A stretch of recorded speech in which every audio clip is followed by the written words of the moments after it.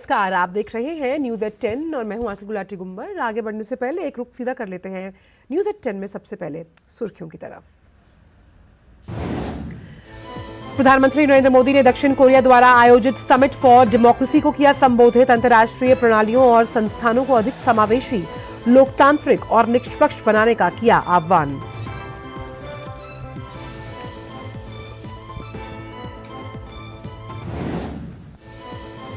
लोकसभा चुनाव के पहले चरण के लिए नामांकन की प्रक्रिया जारी। भाजपा के वरिष्ठ नेता और केंद्रीय मंत्री डॉक्टर जितेंद्र सिंह आज उधमपुर सीट से दाखिल करेंगे पर्चा।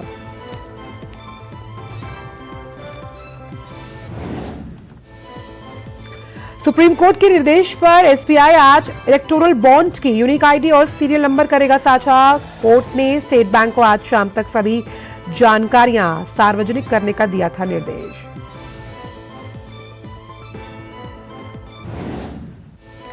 शराब नीति मामले में ईडी के सामने आज होनी है दिल्ली के सीएम की पेशी से पहले अरविंद केजरीवाल ने दिल्ली उच्च न्यायालय में एक नई याचिका दायर कर गिरफ्तारी के खिलाफ सुरक्षा की मांग की।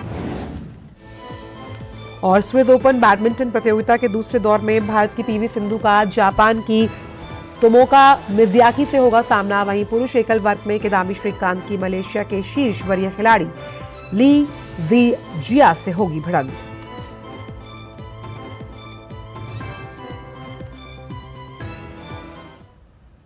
और आइए अब जानते हैं सभी खबरों को विस्तार के साथ। प्रधानमंत्री ने बुधवार को समिट फॉर डेमोक्रेसी कार्यक्रम को संबोधित किया। इस शिखर सम्मेलन का तीसरा संस्करण दक्षिण कोरिया द्वारा सियोल में आयोजित किया गया। प्रधानमंत्री ने समावेशी समाज और युवा सशक्तिकरण विषय पर सम्मेलन में अपनी बात रखी। प्रधानमंत्री ने भारत के लोगों की आकांक्षाओं को पूरा करने में लोकतंत्र की उपलब्धियों पर भी प्रकाश डाला। उन्होंने अंतर्राष्ट्रीय व्यवस्था और संस्थानों को अधिक समावेशी, लोकतांत्रिक और निष्पक्ष बनाने का आह्वान किया। प्रधानमंत्री ने कहा, भारत में लोकतंत्र की प्राचीन और अखंड संस्कृति है जो भारतीय सभ्यता की जीवन धारा रही है। India has an ancient and unbroken culture of democracy. It has been the lifeblood of Indian civilization. Consensus building, open dialogue, and free discussion have resonated throughout India's history. That is why my fellow citizens consider India to be the mother of democracy. प्रधानमंत्री ने कहा कि आज के दौर में लोकतंत्र को कई चुनौतियों का सामना करना पड़ रहा है और इसके लिए हमें मिलकर काम करने की जरूरत है। In the era of turmoil and transitions, democracy faces many challenges. This requires us to work together. Democratic countries should lead the efforts in making international systems and institutions more inclusive, democratized, participative, and fair. Only through such shared efforts we'll be able to fulfill the aspiration of our people.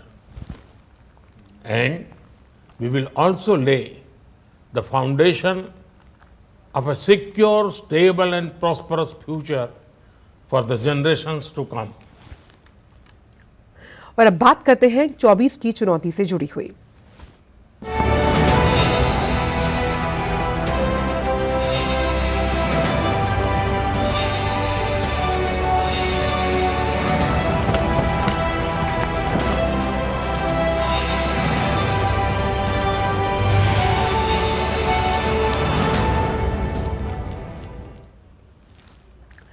Lok Sabha चुनाव के पहले चरण की नामांकन प्रक्रिया चल रही है और इस चरण में 21 राज्यों की 102 सीटों पर 19 अप्रैल को मतदान होगा। इन सीटों पर उम्मीदवार 27 मार्च तक नामांकन पत्र दाखिल कर पाएंगे। नामांकन पत्रों की जांच 28 मार्च को होनी है और 30 मार्च तक नाम वापस लिए जा सकेंगे। तो लोकसभा चुनाव के पहले चरण के लिए नामांकन प्रक्रिया जारी है, जिसमें पहले चरण के लिए नामांकन भरे जा सकते हैं और 28 मार्च तक उन्हें हम दाखिल कर सकते हैं। बात अगर पहले चरण की करें तो 21 राज्यों की 102 सीटों पर 19 अप्रैल को मतदान होना है। और आज उम्मीद की जा रही है कि जो केंद्रीय मंत्री डॉक्टर जितेंद्र सिंह वो उधमपुर सीट से अपना नामांकन दाखिल कर सकते हैं। 27 मार्च तक नामांकन पत्र दाखिल किया जा सकता है। पत्रों की जो जांच है नामांकन की वो 28 मार्च को होगी और 30 मार्च तक नाम वापसी की प्रक्रिया सुनिश्चित की जा सकेगी। और बिहार में होली के चलते नामांकन पत्र 28 मार्च तक दाखिल किए जा सकेंगे। उधमपुर संसदीय सीट से भाजपा प्रत्याशी और केंद्रीय मंत्री डॉक्टर जितेंद्र सिंह आज कठुआ उपायुक्त कार्यालय में नामांकन दाखिल करेंगे। पहले चरण में सबसे ज्यादा तमिलनाडु की 39 सीटों पर चुनाव होगा। इसके साथ ही राजस्थान की 12, उत्तर प्रदेश की 8, मध्य प्रदेश की 6, असम, उत्तराखंड और महाराष्ट्र की 5-5,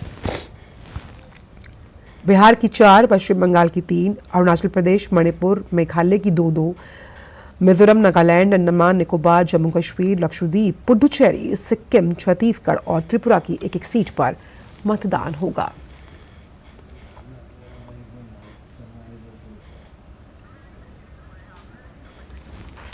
तो आज का दिन बेहद अहम है। जिस तरह से नामांकन की प्रक्रिया शुरू की गई है, पहले चरण के नामांकन आज से शुरू किया जाना है। और इससे पहले हमने बुधवार को देखा कि किस तरह से जो अधिसूचना है उसे जारी किया गया था। और सबसे अहम यहाँ पर यह है कि तारीखों के ऐलान होने के बाद जो पहले चरण की 102 सीटें हैं उनके लिए नामांकन प्रक्रिया आज से शुरू है। इसी पर ज्यादा जानकारी के साथ ऋषि हमारे साथ जुड़ गए हैं।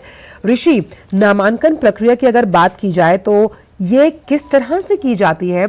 और क्योंकि ये पहले चरण की जो नामांकन प्रक्रिया है उस लिहाज से हमने देखा था कल भी जब हमने बात की, जो अधिसूचना जारी की गई, तो जम्मू से लेकर अगर हम बात करें डाउनटाउन साउथ, तमाम ऐसे राज्य इस पहले चरण में शामिल हैं। हाँ बिल्कुल, देखिए पहले चरण के मतदान के लिए जो नोटिफिकेशन है वो कल जारी हो गया था और कल से ही नामांकन की प्रक्रिया शुरू हो गई थी। कल ही तमाम प्रत्याशियों ने अपने अपने नामांकन दाखिल किए थे। जहाँ तक पहले चरण की बात करें तो पहले चरण में पूर्व से लेकर पश्चिम तक और उत्तर से लेकर दक्षिण तक सभी राज्य की करीब ये इसमें 21 राज्य शामिल हैं। 21 राज्यों में पहले चरण में जो मतदान होना है उसके लिए जो नोटिफिकेशन जारी होने के बाद जो नामांकन की प्रक्रिया इस समय चल रही है उसमें हम जानते हैं कि आज डॉक्टर जितेंद्र सिंह नामांकन दाखिल करेंगे। इसके अलावा अगर इस पूरे प्रोसेस में देखें तो नामांकन की प्रक्रिया में जो अगली तिथि होती है वो नामांकन वापस लेने की प्रक्रिया होती है, अपना नाम वापस लेने की, और उसके बाद उसकी स्क्रूटनी होती है और नामांकन के बाद जो आखिरी तिथि के बाद ये तय कर लिया जाता है कि इनका नामांकन स्वीकार किया जाता है या रद्द किया गया है। तो इस पूरे प्रोसेस में जो नामांकन के लिए जो दस्तावेज होते हैं, जो उम्मीदवार होता है, सबसे पहले उसे जिस पार्टी से वो चुनाव लड़ना चाहता है उस पार्टी का सिंबल, जो पार्टी के जो पदाधिकारी के तौर पर जो अध्यक्ष होते हैं उनकी तरफ से जो सिंबल मिलता है उस सिंबल को जो नॉमिनेशन का जो फॉर्म होता है उसमें सिंबल सबसे पहले लगाया जाता है कि किस पार्टी के सिंबल से आप चुनाव लड़ना चाहते हैं। अगर आप निर्दलीय हैं तो आप निर्दलीय के तौर पर अपना दाखिल करेंगे नामांकन, और उसमें जो सिंबल है वो आयोग की तरफ से मिलता है। उसमें आप सिंबल अपना खुद तय नहीं कर सकते हैं। सिंबल सिर्फ पार्टी की तरफ से जो तय होता है, जो राष्ट्रीय पार्टियां हैं, जो राज्य स्तर की पार्टियां हैं, उनका सिंबल पहले से फिक्स होता है। इस सिंबल के बाद जो उम्मीदवार है उसको अपने नामांकन में वो सभी दस्तावेज दाखिल करने होते हैं जिसमें उनकी इनकम से लेकर उसका बर्थ सर्टिफिकेट से लेकर उनकी जाति और से लेकर सभी जो व्यक्तिगत जो ज़रूरी दस्तावेज हैं वो दाखिल किए जाते हैं। और इसके बाद उनकी सामाजिक और जो आर्थिक स्थिति के पहलू के साथ साथ जो उनका समाज में व्यवहार, जैसे कि अगर किसी के विरुद्ध कोई कानूनी कार्रवाई की गई है या केस दर्ज किया गया है या सजा याफ्ता है, जो चीज़ें हैं उन सभी चीज़ों को एक ब्लूप्रिंट कहते हैं, अपना आपका जो चरित्र का जो स्कैन है वो इस फॉर्म में आपको देना होता है। और कोई भी जानकारी अगर गलत साबित हुई तो आपका नामांकन खारिज कर दिया जाता है। तो ये बेहद महत्वपूर्ण पल होता है। नामांकन दाखिल करते समय सभी उम्मीदवारों को इस बात का ख्याल रखना होता है और इसमें हमने देखा है कि वकीलों की सलाह और उसके माध्यम से जो लीगल प्रोसेस है उसको भी उम्मीदवार कंसीडर करते हुए अपना नामांकन दाखिल करते हैं। ऋषि, जब हम नामांकन पत्र दाखिल करते हैं उसके साथ साथ हमको एक शपथ पत्र भी देना होता है। नोटरी के स्तर पर इस शपथ पत्र को तैयार करवाया जाता है जिसमें आपकी जो आय है, आपका जो खर्च है, उसका ब्यौरा होता है। इसके बारे में बताइए। देखिए, शपथ पत्र जैसा कि मैंने आपको बताया कि ये सारी की सारी जो डिटेल आप देते हैं, उस डिटेल का आप एक अपना शपथ पत्र के जरिए कहते हैं कि जितनी भी डिटेल मैंने दी है वो सही है, क्योंकि आप उसमें ये नहीं कह सकते कि ये डिटेल किसी और ने लगा दी, मेरी जानकारी में नहीं थी, इसलिए उसका शपथ पत्र होता है। शपथ पत्र तो आपको उसी का देना है ना जिसका कि आप जो आपकी जानकारी है उसको आप अपनी तरफ से ऑथेंटिकेट कर रहे हैं, और वो नोटरी पे लिया जाता है। इसलिए आप इसको एक लीगल दस्तावेज के तौर पर देखते हैं, क्योंकि अगर कोई उम्मीदवार ये कहता है कि वो दस्तावेज उसने नहीं दाखिल किया और उसके बाद किसी और ने कर दिया, उसके खिलाफ षड्यंत्र हुआ, तो ऐसे में उसका जो प्रोसेस है वो कोर्ट में अगर जाता है, लेकिन अगर उसने कोई भी चीज दस्तावेज पर ली है और जिसको कि उसने एक लीगल फॉर्म में एक्सेप्ट करके उसको दाखिल किया है, तब वो ये नहीं कह सकता मुकदमा कि ये उसका दस्तावेज नहीं है। एक चीज और जानना चाहेंगे, जो तमाम उम्मीदवार जो चुनावी मैदान में है उन्हें पार्टी का सिंबल मिलता है, लेकिन जो निर्दलीय उम्मीदवार चुनावी मैदान में अपनी ताल ठोक रहे हैं, उनके लिए नामांकन की प्रक्रिया किस तरह से होती है? देखिए, नामांकन की प्रक्रिया सेम होती है, लेकिन सिर्फ और सिर्फ अंतर यही होता है कि जो आपको सिंबल मिला है, जैसे अगर आप किसी राष्ट्रीय पार्टी से हैं, राज्य स्तर की पार्टी से हैं, या ऐसी पार्टी से है जो रजिस्टर्ड पार्टी है। अगर रजिस्टर्ड पार्टी है तो चुनावों के दौरान नोटिफिकेशन आने से पहले आपकी पार्टी को सिंबल क्या दिया जा चुका है, अगर नहीं दिया गया है तो आप निर्दलीय के तौर पर ही मान्य होंगे। उस निर्दलीय के तौर पर जब आयोग की तरफ से खासतौर से जो जिला निर्वाचन अधिकारी होते हैं, जब ये नामांकन दाखिल हो जाते हैं, तो उस समय जो तमाम सिंबल आयोग की तरफ से पहले से ही प्रेस्क्राइब्ड होते हैं कि निर्दलीयों को ये सिंबल दिए जा सकते हैं, उनमें से रैंडमली सेलेक्टेड वो सिंबल उनको दिए जाते हैं। साथ ही अगर नाम वापसी की प्रक्रिया की बात की जाए, जो कि नामांकन के बाद इस प्रक्रिया को सुनिश्चित किया जाता है, इसमें क्या तय अवधि के अंदर अपनी मर्जी से भी जो उम्मीदवार है वो अपना नाम वापस ले सकते हैं? हाँ बिल्कुल, इसीलिए ये प्रोसेस किया जाता है, क्योंकि जो नाम वापसी की तिथि है वो स्क्रूटिनी से पहले रखी जाती है। अगर आपने अपना नाम वापस ले लिया, क्योंकि कई बार देखा जाता है बहुत सारे उम्मीदवार होते हैं जो निर्दलीय के तौर पर दाखिल होते हैं, या दो पार्टियों के उम्मीदवार होते हैं, अगर उनमें कोई गठबंधन हो जाता है या समझौता हो जाता है तो एक उम्मीदवार उसमें से अपने नाम को विड्रॉ कर लेता है। तो ये तो कवायद चलती है चुनावों के दौरान। तो इसी प्रोसेस को देखते हुए चुनाव आयोग के अंदर ये प्रोसेस है कि आप अपने नाम को विड्रॉ करने तक का आपको समय मिलता है, और इसी प्रोसेस के लिए नाम वापसी की तिथि रखी जाती है जी। और क्योंकि ये सुबह भी हम चर्चा कर रहे थे नो योर कैंडिडेट, जिसमें आप उनकी अगर कोई आपराधिक छवि रही है या फिर किसी वजह से कोई कोर्ट केस है, उसके लिए किस तरह का प्रावधान दिया गया है नामांकन प्रक्रिया में? क्या कोई एफिडेविट लगाया जाता है जिसके जरिए वो उस नामांकन प्रक्रिया को सुनिश्चित कर सकते हैं? बिल्कुल, देखिए, जो भी दस्तावेज दिया जाता है वो लीगल फॉर्म में दिया जाता है, क्योंकि उसकी ऑथेंटिसिटी भी होनी चाहिए कि आपने जो दस्तावेज दिया है उसको आप कैसे ऑथेंटिकेट करते हैं। मान लीजिए अगर किसी व्यक्ति को 2 वर्ष की सजा हुई है और अगर वो कहता है कि मुझे 1.5 वर्ष की सजा हुई है, तो ऐसे में 6 महीने की सजा वो छुपा नहीं सकता है। तो इसलिए जो भी वो अपना ब्यौरा देगा वो ऑथेंटिकेट करते हुए लीगल डॉक्यूमेंट पे देगा, जिससे कि उसके खिलाफ कार्रवाई करते समय कोर्ट में उसको चैलेंज न किया जा सके। इसलिए जो भी दस्तावेज होते हैं वो लीगल फॉर्म में होते हैं, और उसको ऑथेंटिकेट करते हुए जो उम्मीदवार है उसको नामांकन के समय आयोग के समक्ष देना होता है। चलिए, बहुत बहुत शुक्रिया ऋषि, इन तमाम बातों को इतनी सरल भाषा में हमारे दर्शकों तक समझाने के लिए कि आखिर नामांकन प्रक्रिया का असली अभिप्राय क्या है, किस तरह से जो तमाम उम्मीदवार जो चुनावी मैदान में आते हैं और जो वादे वो करते हैं, किस तरह से नामांकन की प्रक्रिया को सुनिश्चित किया जाता है। और वक्त एक छोटे से ब्रेक का है न्यूज़ 10 में। ब्रेक के बाद भी खबरों का सिलसिला न्यूज़ 10 में रहेगा जारी। साल, बरस और सदी नहीं, एक युग गुजर जाएगा, उम्र न पूछो वंडर की, जब फर्क नजर आएगा। वंडर सीमेंट, फर्क नजर आएगा।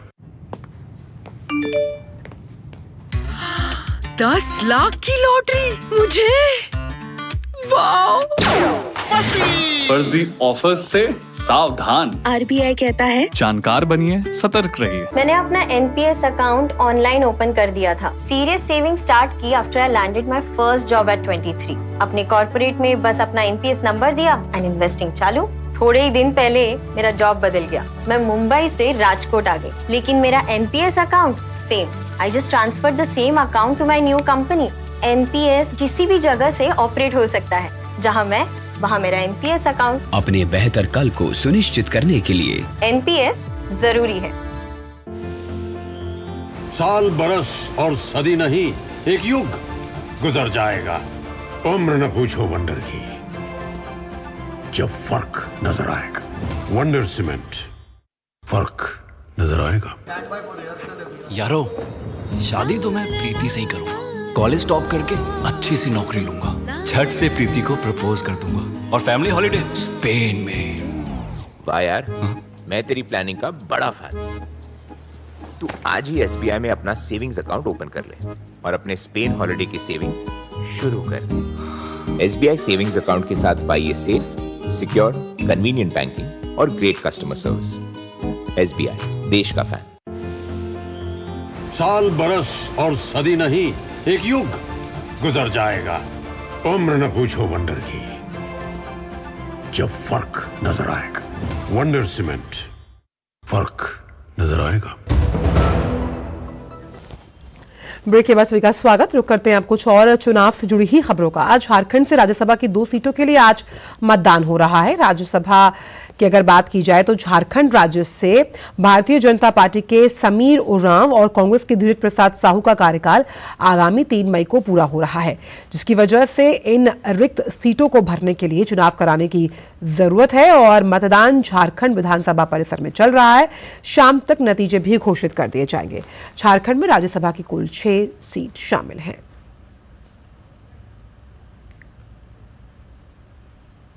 वहीं चुनाव आयोग ने सभी राज्यों के मुख्य निर्वाचन अधिकारियों को निर्देश देते हुए पत्र लिखा कि चुनाव आचार संहिता लागू होने के बाद आयोग द्वारा जारी किए गए निर्देशों का अनुपालन तत्काल होना चाहिए और विभिन्न जगहों से आ रही शिकायतों, जिसमें अवैध झंडे, पोस्टर लगाने, सरकारी योजनाओं का प्रचार इत्यादि के विरुद्ध कार्यवाही कर आज शाम 5 बजे तक आयोग को रिपोर्ट दी जाए। चुनाव आयोग ने चुनाव में काले धन की भूमिका को रोकने की अपनी प्रतिबद्धता के तहत कई कदम उठाए हैं। इस लक्ष्य को हासिल करने के लिए आयकर निदेशालय दिल्ली ने आदर्श आचार संहिता के दौरान चुनावी उद्देश्यों के लिए उपयोग की जाने वाली संभावित संदिग्ध बेहिसाब नकदी, बुलियन और अन्य मूल्यवान वस्तुओं की आवाजाही पर निगरानी रखने के लिए दिल्ली में कई व्यवस्थाएं की हैं। लोकसभा चुनाव के संबंध में अन्य उपायों में निदेशालय ने सिविक सेंटर नई दिल्ली में 24 घंटे का एक नियंत्रण कक्ष खोला है और एक टोल फ्री नंबर भी जारी किया है। आम चुनाव को लेकर कांग्रेस की केंद्रीय चुनाव समिति की आज फिर बैठक हो सकती है। इस बैठक में कांग्रेस अपने उम्मीदवारों की तीसरी सूची भी जारी कर सकती है। कांग्रेस ने अब तक 82 उम्मीदवारों के नामों की घोषणा कर चुकी है और वहीं दूसरी ओर कल नई दिल्ली के कांग्रेस कार्यालय में अखिल भारतीय किसान कांग्रेस की नई राष्ट्रीय कार्यकारिणी की बैठक का आयोजन किया गया। इस दौरान आगामी लोकसभा चुनाव के लिए कांग्रेस के घोषणा पत्र में किसान न्याय के अंतर्गत की गई 5 गारंटियों की प्रशंसा की गई। किसान कांग्रेस के अध्यक्ष सुखपाल सिंह खेरा ने कहा कि आगामी चुनाव को देखते हुए संगठन के सदस्य देश भर के किसान परिवारों को कांग्रेस की गारंटियों के बारे में जागरूक करेंगे। और इसी पर बात करने के लिए हमारे साथ हमारे सहयोगी कुमार आलोक जुड़ गए हैं। कुमार, कांग्रेस की तीसरी लिस्ट आज जारी हो सकती है, इसकी चर्चा है, तो क्या हम मान सकते हैं कि रायबरेली और अमेठी पर सस्पेंस टूटेगा? और वहीं ऐसी भी उम्मीद जताई जा रही है कि अधीर रंजन चौधरी और जो खड़गे साहब के दामाद है उन्हें टिकट मिल सकता है। बिल्कुल सही कहा आपने। खड़गे साहब के दामाद कुलवर्गी से टिकट लगभग कंफर्म हो गया है और अधीर रंजन चौधरी का भी टिकट वहां उनके संसदीय क्षेत्र से उनका कंफर्म हो चुका है। लेकिन जो जीत चल रही है जिन बातों पर कांग्रेस के अंदर ही आंतरिक जो कला है, खासकर आप देखें हिमाचल प्रदेश के जो पूर्व मुख्यमंत्री थे वीरभद्र सिंह, उनकी पत्नी प्रतिभा सिंह ने साफ मना कर दिया है कि मंडी से वो चुनाव नहीं लड़ेगी, लोकसभा का चुनाव। आप समझ सकते हैं कि बहुत बड़े कद्दावर नेता है, कद्दावर नेता थे वीरभद्र सिंह और उनकी पत्नी सांसद थी वहां मंडी से, उन्होंने मना किया है। इसी तरीके से बहुत जो और भी कांग्रेस के बड़े नेता हैं वो चुनाव लड़ने की इच्छा जाहिर नहीं कर रहे हैं। इस बीच आज जो फाइनल आप कहेंगे कि तीसरी जो सूची हुई कांग्रेस की वो आज फाइनल होगी। हालांकि कल का दिन कांग्रेस के लिए, जो कांग्रेस के प्रवक्ता हैं, कांग्रेस के जो इनसाइडर लीडर्स हैं, उनका कहना है कि कल का दिन कांग्रेस के लिए बहुत ही शानदार रहा था। पप्पू यादव शामिल हुए कांग्रेस में, लाल सिंह जो थे कश्मीर के नेता, उधमपुर से 2 बार सांसद रह चुके थे, 2014 में वो पार्टी छोड़ चुके थे, वो कल शामिल हुए थे। उसी तरीके से अमरोहा के सांसद दानिश अली जो बीएसपी से चुनाव जीते थे पिछला चुनाव, वो भी शामिल हुए। तो लेकिन इसके बावजूद आज दोपहर तक ये तीसरी लिस्ट आने की उम्मीद है, और तीसरी लिस्ट जब आएगी तो खास करके ये अब मध्य प्रदेश, राजस्थान, गुजरात, हिमाचल प्रदेश ये होगी। अभी भी उत्तर प्रदेश और बिहार में जो सहयोगी दलों के साथ गठबंधन है उसमें अभी भी जीत है। खासकर बिहार की अगर बात करें तो बिहार में 7 सीटें देने के लिए तैयार है आरजेडी, लेकिन कांग्रेस कम से कम 11 सीटें चाहती है।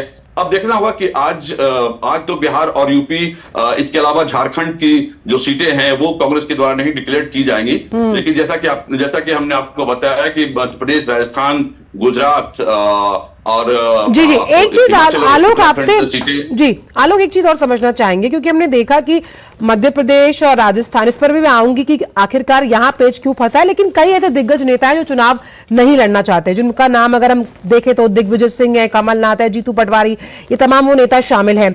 वहीं अशोक गहलोत और सचिन पायलट भी नानुकुर की ही स्थिति में है। तो जो बड़े दिग्गज नेता हैं वो चुनावी मैदान में उतरने से किनारा कर रहे हैं, तो कौन से ऐसे नए चेहरे हैं जिन पर एक बार पार्टी अपना विश्वास जताकर मैदान में उतारना चाहेगी? यही कमजोरी कांग्रेस के साथ है कि जिस तरीके से भारतीय जनता पार्टी ने दूसरी पंक्ति के लीडर्स को शीर्ष पे लेके आया, चाहे आप राजस्थान में देखें कि उन्होंने एक नेता को आगे किया जो सेकंड लाइनर्स थे, उसी तरीके से मध्य प्रदेश में उन्होंने एक नेता को आगे लाया, उसी तरीके से गुजरात में उन्होंने एक को आगे लाया। लेकिन कांग्रेस के साथ समस्या यही है कि वो जो उनके जो बुजुर्ग लीडर हैं उन पर ही ज्यादा उनको भरोसा है, न्यू लीडरशिप पर उनको भरोसा नहीं है, और यही कारण है कि दूसरी पंक्ति का लीडर कांग्रेस में तैयार नहीं हो पा रहा है। चाहे वो अब किसी राज्य की आप बात कर लें, चाहे वो मध्य प्रदेश हो, चाहे वो राजस्थान हो, चाहे वो बिहार हो, चाहे वो यूपी हो, वही चेहरे हैं, उसी चेहरे को बार बार वो जिसे ताश के पत्ते जिसको हम फेंकते रहते हैं, उसी तरीके से कांग्रेस ताश के पत्तों को फेंकते रहती है। तो अब देखना होगा, राहुल गांधी ने कुछ इसमें क्रांतिकारी बदलाव लाने की कोशिश की है, भारत जोड़ो यात्रा की अगर बात कर लें, या एक तरह से उन्होंने ट्रांसफॉर्मेशन की बात की है कांग्रेस में। लेकिन मुझे लगता है कि जो बुजुर्ग नेता हैं, जो बड़े जो लीडर्स रहे हैं, उनका ही कांग्रेस पर आधिपत्य है, और सोनिया गांधी का भी कहीं ना कहीं उन नेताओं के साथ अच्छे संबंध है। राहुल गांधी की जो बातें, जो सिफारिशें उन्होंने की है, उसे सोनिया गांधी नहीं वो तब्दील कर पाई है। चलिए देखते हैं कि आज कितनी देर में ये जो सूची है वो जारी की जाती है और किन किन का नाम उस सूची में शामिल होता है। बहुत बहुत शुक्रिया कुमार इन तमाम जानकारियों को हमसे साझा करने के लिए। वक्त एक छोटी सी ब्रेक का है न्यूज़ एट 10 में। साल, बरस और सदी नहीं, एक युग गुजर जाएगा। उम्र न पूछो वंडर की, जब फर्क नजर आएगा। वंडर सीमेंट, फर्क नजर आएगा। मौसम को अपने पैशन के बीच जो नहीं आने देते, मैं उनका फैन हूं। मेरी तरह एसबीआई भी आपका फैन है, इसलिए एसबीआई आपके लिए थोड़ी एक्स्ट्रा मेहनत करता है। तो excellent customer service, assistance to MSMEs और टेक्नोलॉजी ड्रिवन बैंकिंग सॉल्यूशंस। घर छोड़ दूं, एसबीआई बदल रहा है क्योंकि हम एक बदलते देश के फैन हैं। एसबीआई, देश का फैन। तुम्हें पता है इन्वेस्टर्स के लिए एक इन्वेस्टर प्रोटेक्शन फंड होता है, आईपीएफ। लेकिन अगर तुम्हारा ट्रेड एक्सचेंज पर एग्जीक्यूट नहीं हुआ या फिर कोई गारंटीड रिटर्न्स वाली स्कीम है, तो ये आईपीएफ आपकी मदद नहीं कर सकता है। और अगर आपका ब्रोकर ही डिफॉल्टर बन जाए तो फिर आईपीएफ आपको कॉम्पेंसेशन दिला सकता है। कहां से सीखा? एनएसई की साइट पर। सोचकर समझकर इन्वेस्ट कर। साल, बरस और सदी नहीं, एक युग गुजर जाएगा। उम्र न पूछो वंडर की, जब फर्क नजर आएगा। वंडर सीमेंट, फर्क नजर आएगा। ब्रेक के बाद सभी का स्वागत। और आइए अब एक रुख महाराष्ट्र का कर लेते हैं, जो कि खबर चुनाव से जुड़ी हुई वहां से भी आ रही है। शरद पवार की अगुवाई में आज महाराष्ट्र में महाविकास आघाड़ी की बैठक होनी है और इस बैठक में उद्धव ठाकरे और कांग्रेस के दिग्गज नेता शामिल होंगे। उम्मीद है कि इस बैठक में महाविकास आघाड़ी दलों के बीच महाराष्ट्र में सीटों का जो बंटवारा है वो तय हो सकता है। साथ ही इस बीच कल राष्ट्रीय राजधानी दिल्ली में कांग्रेस की केंद्रीय चुनाव कमेटी की बैठक हुई, जिसमें कांग्रेस ने महाराष्ट्र की 19 सीटों को लेकर चर्चा की। वहीं महाराष्ट्र नवनिर्माण सेना के मुखिया राज ठाकरे आज अपने नेताओं के साथ बैठक करने वाले हैं, जिसमें मनसे को एनडीए में शामिल होने का फैसला लिया जा सकता है। बात अब उत्तर प्रदेश की, जहां समाजवादी पार्टी ने वहां उत्तर प्रदेश में एक उम्मीदवारों की सूची और जारी की। पार्टी ने 6 उम्मीदवारों के टिकट का ऐलान किया। पार्टी ने संभल से जियाउर रहमान बर्क, बागपत से मनोज चौधरी, गौतम बुद्ध नगर से राहुल अवाना, पीलीभीत से भगवत सरन गंगवार, घौसी से राजीव राय और मिर्जापुर से राजेंद्र एस बिंद को चुनावी मैदान में उतारा। इससे पहले सपा 43 नामों का ऐलान कर चुकी थी। छठी सूची के बाद अभी संख्या 49 हो गई है। बात अब करते हैं मध्य प्रदेश की, जहां साल 1996 से लेकर अब तक देश में 7 लोकसभा आम चुनाव हुए हैं और पिछले 7 आम चुनावों में मध्य प्रदेश की जनता ने भाजपा पर ही भरोसा जताया। यह हमारा कहना नहीं है, बल्कि चुनाव आयोग के जो आंकड़े हैं वो बता रहे हैं। 1996 के लोकसभा चुनावों से लेकर अब तक केवल सीटें ही नहीं, बल्कि भाजपा का जो वोट मत है वो कांग्रेस से ज्यादा रहा। आइए समझते हैं इस रिपोर्ट को आंकड़ों के जरिए। लोकसभा हो या विधानसभा का चुनाव, मध्य प्रदेश की राजनीति में हमेशा से मुख्य मुकाबला भाजपा और कांग्रेस के बीच ही रहा है। 2014 से पहले देश में भले ही यूपीए की सरकार लंबे समय तक रही हो, लेकिन 1996 के चुनावों से अब तक मध्य प्रदेश की जनता ने ज्यादा भरोसा भाजपा पर दिखाया है। सबसे पहले अविभाजित मध्य प्रदेश के आंकड़ों पर गौर करें तो साल 1996 में भाजपा को 40 सीटों में से 27 सीटें मिली, तो कांग्रेस को 8, बीएसपी को 2 सीटें और 3 अन्य को मिली। साल 1998 में 40 में से भाजपा के खाते में 30 सीटें आईं, तो कांग्रेस को 10 सीटें मिली। वहीं 1999 के चुनाव में भाजपा को 40 में से 29 और कांग्रेस को 11 सीटों पर संतुष्ट होना पड़ा था। इसके बाद छत्तीसगढ़ नया राज्य बन गया। 40 में से 11 लोकसभा सीटें छत्तीसगढ़ के हिस्से में चली गईं और मध्य प्रदेश में केवल 29 लोकसभा सीटें ही रह गईं। अगर बात विभाजित मध्य प्रदेश की करें तो साल 2004 में मध्य प्रदेश में भाजपा को 29 में से 25 सीटें मिली, तो कांग्रेस 4 सीटों पर ही सिमट गई। साल 2009 के चुनाव में भाजपा ने 29 में से 16 सीटें जीती, तो कांग्रेस को 12 और बीएसपी को 1 सीट मिली।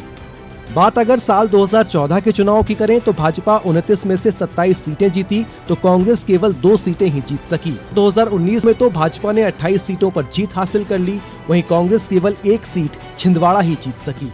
इतना ही नहीं, वोट प्रतिशत के मामले में भी कांग्रेस पिछले 7 चुनावों में भाजपा से पिछड़ती आ रही है। साल 1996 के चुनाव में भाजपा का वोट प्रतिशत 41.32% रहा, तो कांग्रेस को 31.02% वोट मिले। साल 1998 के चुनाव में भाजपा को 45.73% वोट मिले, तो कांग्रेस को 39.40% मत मिले। 1999 के चुनाव में कांग्रेस का प्रदर्शन थोड़ा सुधरा, लेकिन मत प्रतिशत तब भी भाजपा से कम ही रहा। 2004 के चुनाव में कांग्रेस के वोट प्रतिशत में अच्छी खासी गिरावट आई, जिसे उसने 2009 के चुनाव में सुधारा भी, लेकिन मत प्रतिशत भाजपा से कम रहा। साल 2014 और 2019 में भाजपा के वोट प्रतिशत में जबरदस्त उछाल आया। कांग्रेस को पिछले 2 चुनाव में 35% से भी कम वोट मिले। मध्य प्रदेश में भारतीय जनता पार्टी की लोकसभा चुनाव में जीत का सबसे बड़ा कारण यह है कि इन्होंने बड़ी स्मार्टली अपना पीढ़ीगत परिवर्तन किया।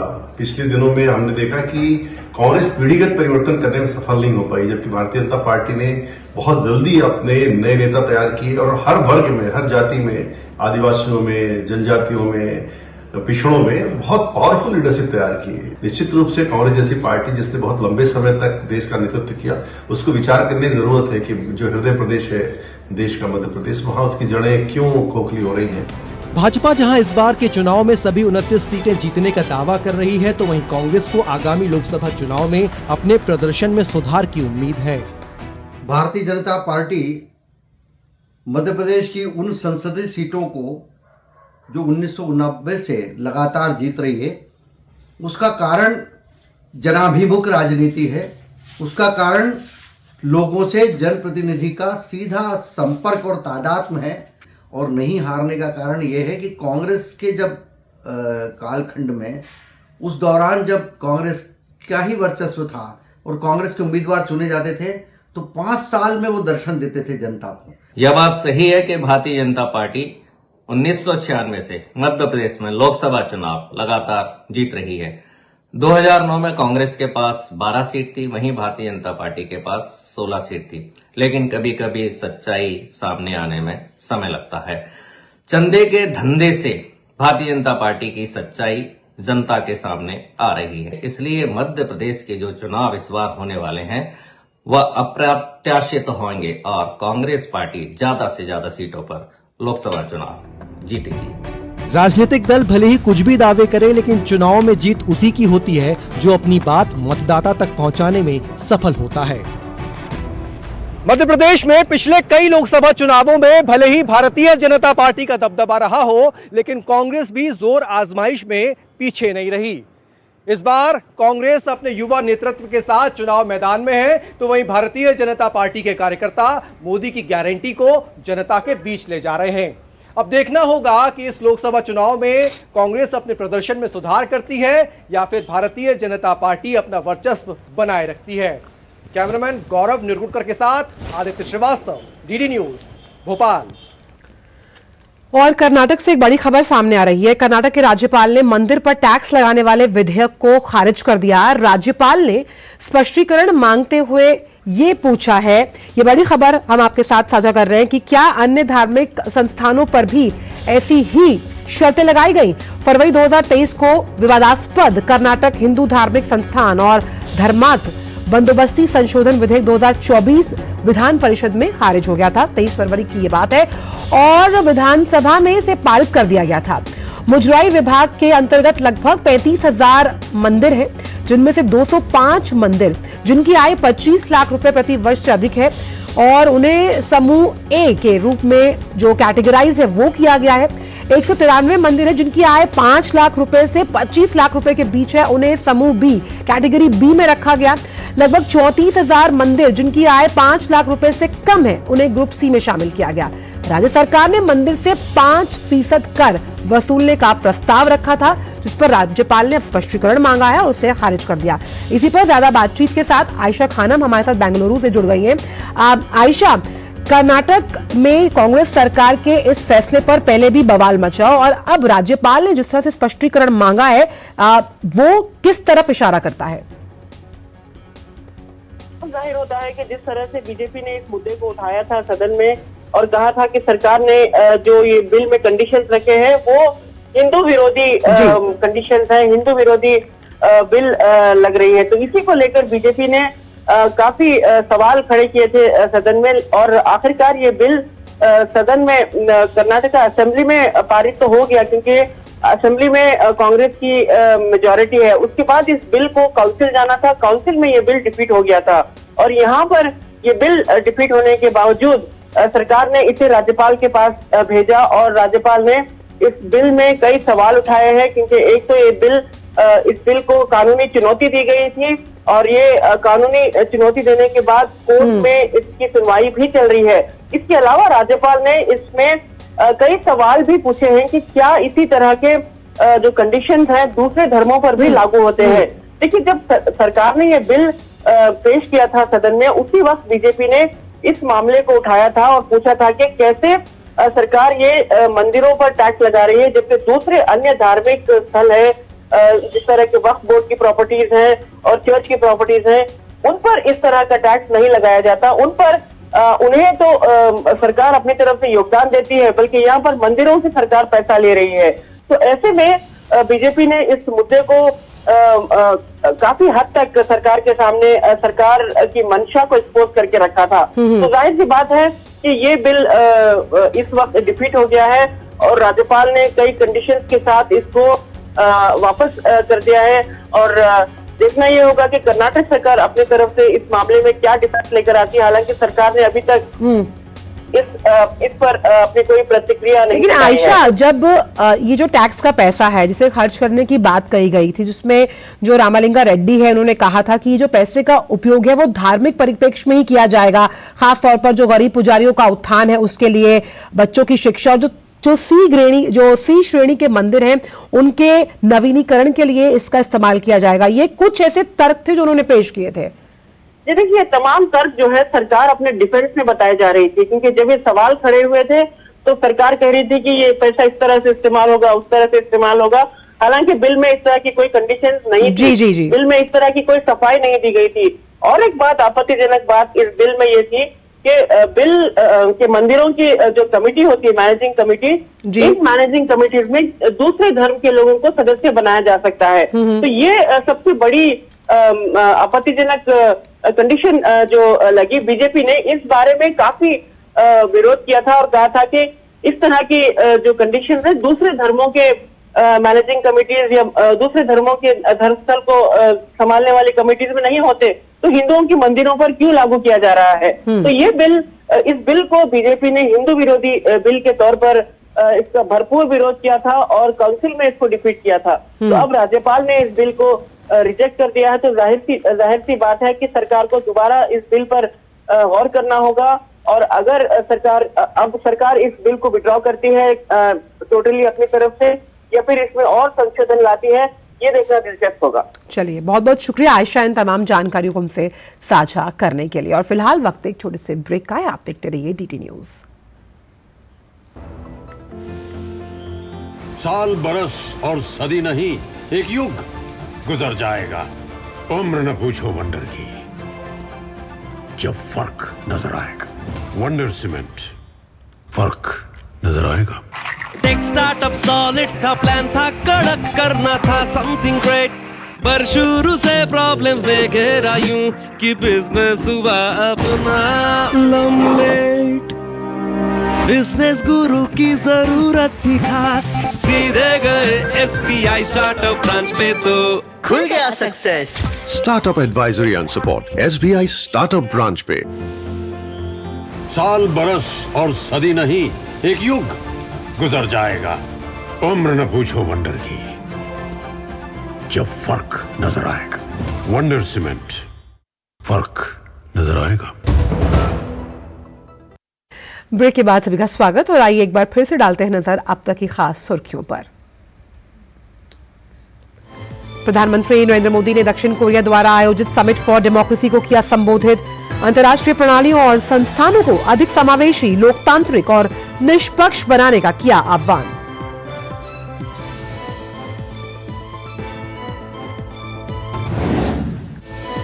लोकसभा चुनाव के पहले चरण के लिए नामांकन की प्रक्रिया जारी। भाजपा के वरिष्ठ नेता और केंद्रीय मंत्री डॉक्टर जितेंद्र सिंह आज उधमपुर सीट से दाखिल करेंगे पर्चा।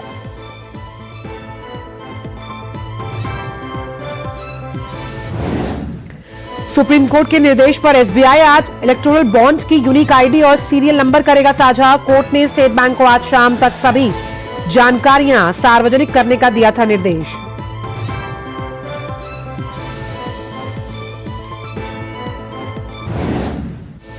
शराब नीति मामले में ईडी के सामने आज होनी है दिल्ली के CM की पेशी। पेशी से पहले अरविंद केजरीवाल ने दिल्ली उच्च न्यायालय में एक नई याचिका दायर कर गिरफ्तारी के खिलाफ सुरक्षा की मांग की। और स्विस ओपन बैडमिंटन प्रतियोगिता के दूसरे दौर में भारत की PV सिंधु का जापान की तोमोका मिज़ुयाकी से होगा सामना। वहीं पुरुष एकल वर्ग में किदाम्बी श्रीकांत की मलेशिया के शीर्ष वरीय खिलाड़ी ली जीजिया से होगी भिड़ंत।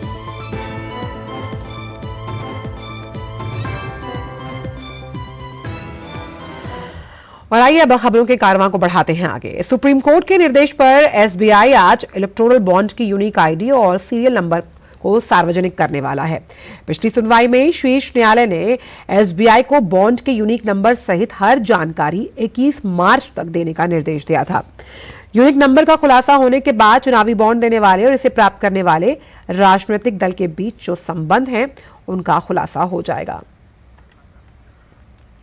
और इसी बड़ी खबर पर हमारे साथ विकास साथी जुड़ गए हैं। तो विकास, आज इस यूनिक नंबर के जरिए ये पता बहुत आसानी से और निष्पक्ष और पारदर्शी तरीके से चलेगा कि आखिरकार जो ये राजनीतिक चंदा है वो किनके द्वारा राजनीतिक पार्टियों तक पहुंचा है।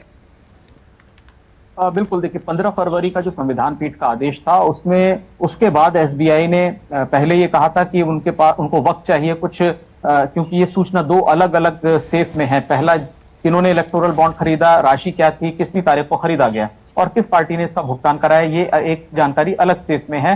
तो इसको लेकर के सुप्रीम कोर्ट ने ये कहा था कि आप इन दोनों का मिलान मत कीजिए, आप केवल इस डेटा को सार्वजनिक करिए, यानी चुनाव आयोग को दीजिए जो अपनी वेबसाइट पर इसको प्रकाशित करेगा।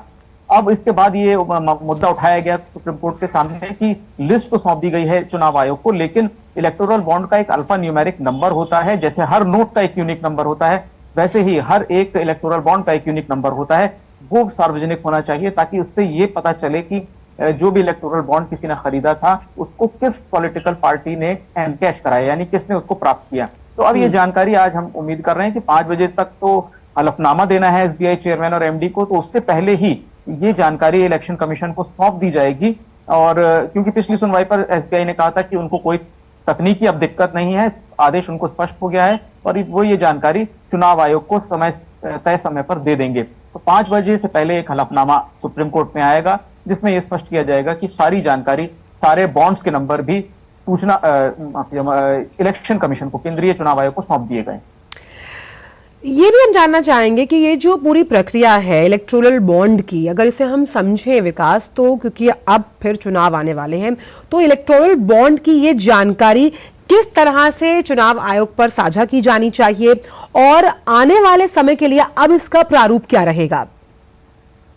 देखिए, चुनाव आयोग को जैसे ही इलेक्टोरल बॉन्ड्स की नंबर सौंप दिए जाएंगे तो उसके बाद इसको ईसी को प्रकाशित करना है अपनी वेबसाइट पर। कोर्ट ने अपने आदेश में ये कहा था कि तुरंत, यानी कोई टाइमलाइन नहीं दी थी कि आप 24 घंटे 48 घंटे। कोर्ट ने कहा कि जितनी जल्दी आप प्रोसेस कर सकते हैं इस डेटा को, उसको आप प्रोसेस करके वेबसाइट पर डालिए। नतीजा इसका ये होगा कि इलेक्टोरल बॉन्ड्स के नंबर आने के बाद जो याचिकाकर्ता खासतौर से जैसे संगठन है, इसमें एडीआर जो चुनाव सुधार से जुड़े मामलों को उठाते रहे हैं, ऐसे संगठन जाहिर है कि और एक और रिपोर्ट लेकर के आएंगे कि कौन सा इलेक्टोरल बॉन्ड किस पार्टी को गया, किस पार्टी ने उसको एनकैश कराया, कंपनी का प्रोफाइल क्या है, इस तरह की बातें, इस तरह की रिपोर्ट्स आप देखेंगे कि अलग अलग संगठन निकाल सकते हैं इसके आने के बाद। जहां तक भविष्य की बात है तो जो पहले व्यवस्था थी वही अपने आप लागू हो गई है, यानी कोई भी 20,000 रुपए से अधिक का नगद का अगर कंट्रीब्यूशन किया जाता है तो उसका ब्यौरा देना होता है चुनाव पॉलिटिकल पार्टी को, चुनाव आयोग को, कि किससे प्राप्त हुआ। 20,000 से नीचे की जो कंट्रीब्यूशन होते थे कैश में, उनका डिटेल नहीं रखा जाता था, उसमें डिटेल की जरूरत नहीं होती थी, सिर्फ ये बताया जाता था कि इतना नगद प्राप्त हुआ। तो यही एक बड़ी वजह थी जिस लूपहोल को भरने के लिए इस 2017 के फाइनेंस एक्ट में इसको लाया गया था कि ये जो कंट्रीब्यूशन कैश के जरिए होते हैं इनको खत्म किया जा सके। तो वही व्यवस्था फिर से लागू होगी। हालांकि आंचल वो व्यवस्था कभी खत्म नहीं हुई थी और सुप्रीम कोर्ट ने ये भी कहा अपने फैसले में कि इलेक्टोरल बॉन्ड को इंट्रोड्यूस जरूर किया गया था, लेकिन जो पिछली व्यवस्था थी, चाहे वो नगद की हो, चाहे वो इलेक्ट्रॉनिक ट्रांसफर की हो, चाहे वो ड्राफ्ट की, चेक की, वो भी समानांतर चल रही थी। तो ये भी एक बड़ी वजह थी जिसमें सुप्रीम कोर्ट ने इसको भी पॉइंट आउट किया कि इलेक्टोरल बॉन्ड के साथ जब वही समानांतर व्यवस्था चल रही थी तो ब्लैक मनी को अगर हम रोकना चाह रहे हैं तो कैसे रोक पाएंगे? ये भी एक बड़ा एक ही सिस्टम में दो समांतर जो तरीके से व्यवस्थाएं चल रही थी, इस पर सुप्रीम कोर्ट ने सवाल उठाया। बहुत बहुत शुक्रिया विकास इन तमाम जानकारियों को हमसे साझा करने के लिए, और आगे भी लगातार इस मामले पर हम अपडेट्स लेते रहेंगे। एक और अलग जो मामला है जो कि चुनाव से ही जुड़ा हुआ है, उसका भी एक रुख ले लेते हैं। चुनाव आयुक्त की नियुक्ति से जुड़े नए कानून को चुनौती देने वाली याचिकाओं पर सुप्रीम कोर्ट आज सुनवाई करने वाला है। इससे पहले केंद्र ने कल सुप्रीम कोर्ट में दायर हलफनामे में कहा कि नियुक्ति को चुनौती देने वाली याचिका में सुप्रीम कोर्ट के फैसले की अनदेखी करने का आरोप गलत है। चुनाव आयुक्तों की नियुक्ति को लेकर जो दिशा निर्देश सुप्रीम कोर्ट ने मार्च 2023 में फैसले में दिए थे, वो सिर्फ तब तक प्रभावी थी जब तक कि संसद नया कानून नहीं बना देती। अब नए कानून को इस आधार पर चुनौती नहीं दी जा सकती कि ये सुप्रीम कोर्ट के फैसले में दी गई व्यवस्था के अनुकूल नहीं है। चुनाव आयुक्त की नियुक्ति के लिए जिन 8 उम्मीदवारों के नाम पर विचार हुआ, उनकी जानकारी विपक्ष के नेता अधीर रंजन चौधरी को 13 मार्च को ही दे दी गई। इन्हीं 8 नामों में से 2 जो चुनाव आयुक्त हैं वो चुने गए। इसलिए याचिकाकर्ताओं की ये दलील कि मीटिंग से पहले नाम का चयन जो था वो समिति से साझा नहीं किया गया, ये गलत है। NGO association for democratic reforms ने नए कानून और हाल ही में चुनाव आयुक्तों की जो नियुक्ति है उसे चुनौती दी है। ईडी के शराब नीति घोटाले मामले में 9वें समन पर दिल्ली के मुख्यमंत्री अरविंद केजरीवाल की आज पेशी होनी है। इससे पहले दिल्ली के मुख्यमंत्री अरविंद केजरीवाल ने दिल्ली उच्च न्यायालय में एक नई याचिका दायर कर अपने खिलाफ कोई दंडात्मक कार्रवाई नहीं करने की मांग की। केजरीवाल ने इस नई याचिका में उनकी गिरफ्तारी पर रोक की मांग की। केजरीवाल का कहना है कि वो ईडी के सामने पेश होने के लिए तैयार है, पर उन्हें गिरफ्तारी से संरक्षण दिया जाए।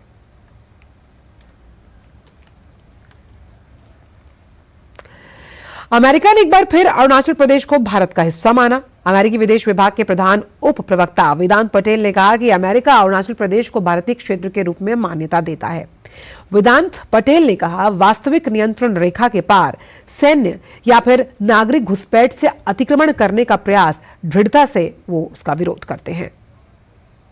The United States recognizes Arunachal Pradesh as Indian territory, and we strongly oppose any unilateral attempts to advance territorial claims by incursions or encroachments, military or civilian, across the line of actual control. वक्त एक छोटे से break का है। साल बरस और सदी नहीं, एक युग गुजर जाएगा। उम्र न पूछो वंडर की, जब फर्क नजर आएगा। वंडर सीमेंट, फर्क नजर आएगा। तुम्हें पता है इन्वेस्टर्स के लिए एक इन्वेस्टर प्रोटेक्शन फंड होता है IPF, लेकिन अगर तुम्हारा ट्रेड एक्सचेंज पर एग्जीक्यूट नहीं हुआ या फिर कोई गारंटीड रिटर्न्स वाली स्कीम है तो ये IPF आपकी मदद नहीं कर सकता है। और अगर आपका ब्रोकर ही डिफॉल्टर बन जाए तो फिर IPF आपको कॉम्पेंसेशन दिला सकता है। कहाँ से सीखा? NSE की साइट पर। सोच कर समझ कर इन्वेस्ट कर। साल बरस और सदी नहीं, एक युग गुजर जाएगा। उम्र न पूछो वंडर की, जब फर्क नजर आएगा। वंडर सीमेंट, फर्क नजर आएगा। ब्रेक के बाद सभी का स्वागत। रुक करते कुछ अन्य खबरों का। झारखंड में आज सुबह एक बार फिर प्रवर्तन निदेशालय ने दबिश दी है। कई राजनेताओं पर कार्रवाई के बाद अब ईडी ने राज्य की पुलिस अधिकारी मीरा सिंह के यहां छापेमारी की। ये छापेमारी उनके तुपुदाना स्थित ठिकानों पर हो रही है। मीरा सिंह वर्तमान में रांची के तुपुदाना OP की प्रभारी हैं। मीरा सिंह के अलावा रांची के कांग्रेस नेता लाल मोहित नाथ शाहदेव के यहां भी ईडी छापेमारी कर रही है। लाल मोहित नाथ शाहदेव मीरा सिंह के करीबी बताए जा रहे हैं। प्रवर्तन निदेशालय ने तमिलनाडु के पुदुकोट्टई में पूर्व AIADMK मंत्री C विजय भास्कर के आवास पर छापेमारी की। ईडी की छापेमारी मनी लॉन्ड्रिंग के मामले में की जा रही है।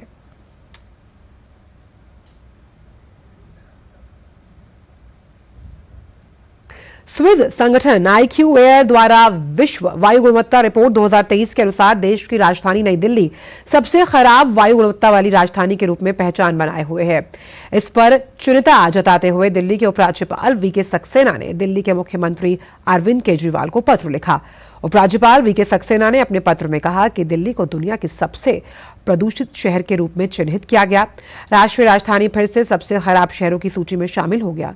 ये राष्ट्रीय शर्म और सामूहिक चिंता का विषय है। LG ने लिखा, मुझे उम्मीद है कि आने वाले महीनों में आप कुछ ठोस कदम उठाएंगे और इन समस्याओं को ठीक करने में अपनी योजनाएं दिल्ली के लोगों के साथ भी साझा करेंगे।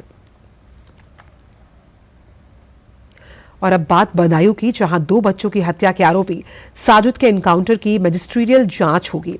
DM मनोज कुमार ने एनकाउंटर की मजिस्ट्रेट जांच के लिए आदेश दिए हैं। DM ने सिटी मजिस्ट्रेट से जांच कर 15 दिन में जांच आख्या मांगी। मंगलवार को बदायूं के सिविल लाइंस थाना क्षेत्र में देर शाम एक व्यक्ति ने घर में घुसकर 3 सगे भाइयों आयुष, शिवराज और हनी पर कुल्हाड़ी से हमला किया, जिसमें आयुष और हनी की मौत हुई। पुलिस ने त्वरित कार्रवाई करते हुए हत्या के एक आरोपी साजिद को मुठभेड़ में मार गिराया। हत्या के कारणों का पता लगाने के लिए पुलिस मामले की जांच में जुटी हुई है। और अब बात अमेरिकी फेडरल रिजर्व बैंक की, जिसने कल हुई बैठक में ब्याज दरों को स्थिर रखने का फैसला किया। इस तरह अमेरिकी केंद्रीय बैंक ने लगातार 5वीं बार ब्याज दरों में कोई बदलाव नहीं किया और ब्याज दरें 23 साल के उच्चतम स्तर पर हैं। Federal reserve chairman Jerome Powell ने अपने बयान में कहा कि अमेरिका में आने वाले समय में ब्याज दरों में 3 बार कटौती की उम्मीद की जा सकती है। उन्होंने कहा कि ब्याज दरों को 5.25% से 5.50% के बीच इसीलिए रखा गया, जिसमें नीति निर्माताओं को इनकमिंग डेटा, आउटलुक और जोखिमों का आकलन करने के लिए मदद मिलेगी। फेडरल रिजर्व ने कहा कि उसे महंगाई दर को काफी हद तक कम करने में सफलता मिली, जो 2022 में कई दशक के उच्च स्तर पर थी। फेडरल रिजर्व का लॉन्ग टर्म टारगेट महंगाई दर को 2% के दायरे में रखने का है। हालांकि इस साल की शुरुआत से अमेरिका में महंगाई दर में थोड़ी तेजी देखने को मिल रही है। और इस बीच अंतर्राष्ट्रीय बाजार में सोने की कीमतों को नया रिकॉर्ड बनते हुए देखा गया। फेड के फैसले के बाद सेफ हेवन माने जाने वाले सोने का दाम बढ़कर $2200 प्रति ऑन्स के पार चला गया। बढ़ोतरी के पीछे जो महज वजह थी वो यही कि महंगाई में जो आंकड़े बढ़ते हुए नजर आ रहे हैं अमेरिकी बाजार में। दिल्ली में 22 कैरेट के दाम ₹6094 प्रति ग्राम और 24 कैरेट के दाम ₹6647 प्रति ग्राम दर्ज किए गए। नजर कारोबार जगत से जुड़ी कुछ अहम खबरों पर फटाफट अंदाज में। आरबीआई ने बैंकों को 31 मार्च को रविवार का दिन होने पर भी सरकारी कामकाज के लिए शाखाएं खोलने का निर्देश दिया है। गौरतलब है कि 31 मार्च चालू वित्त वर्ष का अंतिम दिन है। इससे पहले आयकर विभाग भी लॉन्ग वीकेंड की छुट्टियां रद्द कर चुका है, यानी शुक्रवार 29 मार्च से लेकर 31 मार्च तक विभाग के सभी दफ्तर खुले रहेंगे। Grid controller of India limited ने मिनी रत्न श्रेणी 1 केंद्रीय सार्वजनिक क्षेत्र के उद्यम का दर्जा प्राप्त करके एक महत्वपूर्ण उपलब्धि हासिल की है। भारत सरकार के विद्युत मंत्रालय द्वारा प्रदत्त यह मान्यता देश के विद्युत परिदृश्य में ग्रिड इंडिया की महत्वपूर्ण भूमिका को रेखांकित करती है। वीडियो स्ट्रीमिंग दिग्गज यूट्यूबर भी अब ऑनलाइन कंटेंट में आर्टिफिशियल इंटेलिजेंस के जरिए छेड़छाड़ को रोकने के उपाय करने वाले इंटरनेट प्लेटफॉर्मों में शामिल हो गया है। इससे पहले उसकी मूल कंपनी गूगल और मेटा ने ऐसी कवायद की है। प्लेटफॉर्म ने एक नया टूल पेश किया गया है, जिसके लिए अब क्रिएटरों को यूजर्स को यह बताना होगा कि उनकी सामग्री सिंथेटिक मीडिया या जनरेटिव एआई का सहारा लेकर तैयार की गई है या नहीं। भारतीय प्रतिस्पर्धा आयोग ने ऐप के माध्यम से भुगतान पर 11 से 26% शुल्क लगाने की गूगल की नई प्ले स्टोर बिलिंग नीति के खिलाफ दायर भारतीय ऐप कंपनियों की 4 याचिकाओं को खारिज कर दिया। भारतीय ऐप कंपनियों ने आरोप लगाया कि गूगल की प्ले स्टोर नीतियां प्रतिस्पर्धा रोधी हैं। सीसीआई ने अपने आदेश में कहा कि आयोग का मानना है कि इस बारे में याचिका दायर करने वाले उच्चतम न्यायालय द्वारा प्रस्तावित अंतरिम राहत देने के लिए आवश्यक मानदंडों को पूरा करने में विफल रहे हैं। टाटा कंसल्टेंसी सर्विसेज का कहना है कि उसने लंदन में एक विशेष इनोवेशन हब खोला है, जो ब्रिटेन में व्यवसायों को अत्याधुनिक तकनीक का उपयोग करने और सहयोग करने में मदद करेगा। Amsterdam, New York, Paris, Pittsburgh, Toronto और टोक्यो के बाद लंदन पेस पोर्ट टीसीएस के वैश्विक नेटवर्क में इस तरह का 7वां नवाचार केंद्र है। यह कुशल पेशेवरों को लर्निंग और बढ़ोतरी के अवसर प्रदान करेगा। L&T टेक्नोलॉजी सर्विसेज एनवीडिया के जेएनआई सॉफ्टवेयर में 1000 इंजीनियरों को प्रशिक्षित करने की योजना बना रही है। कंपनी का कहना है कि यह उन करीब 3000 इंजीनियरों के अतिरिक्त होंगे जिन्हें LTTS में बाहरी साझेदारी और आंतरिक प्रशिक्षण क्षमताओं के जरिए जेएनआई कौशल में पहले ही प्रशिक्षित किया जा चुका है। आगे चलकर इस संख्या में और इजाफा किया जाएगा। ब्रिटिश वाहन निर्माता MG मोटर्स की भारतीय इकाई के साथ ज्वाइंट वेंचर होने के बाद अब JSW MG मोटर इंडिया उत्पादन को बढ़ाने की तैयारी कर रही है। दोनों कंपनियों की साझेदारी होने के बाद अब भारत में उत्पादन बढ़ाने के साथ ही नए वाहनों को लॉन्च करने की तैयारी भी की जा रही है। कंपनी की योजना हलोल में 5000 करोड़ रुपए के निवेश के साथ नया प्लांट लगाने की है।